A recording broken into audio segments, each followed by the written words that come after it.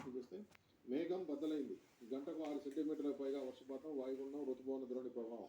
విజయవాడలో గత 20 ఏళ్లలో ఎన్నడూ చూడని వర్షం, మునకేసిన పలు ప్రాంతాలు, జలమయమైన గుంటూరు. 10 మంది మృతి. విజయవాడలో కొండ చర్యలు విరిగిపడే 6, గుంటూరు జిల్లాలో కారు కొట్టుకుపోయి 3, మరో ఘటనలో వృద్ధురాలి కనుమూత, 300 గాయాలు, పలువురు గల్లంతు.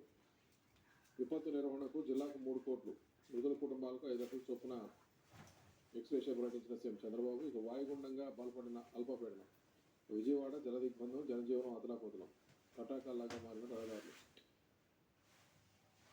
మహిళలకు సత్వర న్యాయం అందాలి, అప్పుడే భద్రతపై వారికి భరోసా లభిస్తుంది. జిల్లా న్యాయ వ్యవస్థ జాతీయ సదస్సులో మోడీ వ్యాఖ్యలు, వాటిని సబార్డినేట్ కోర్టులుగా పెరగొద్దన్న సీజేఐ. ఇక 30వ పడిలోకి దార్శనిక నేత, పాలనా దక్షత.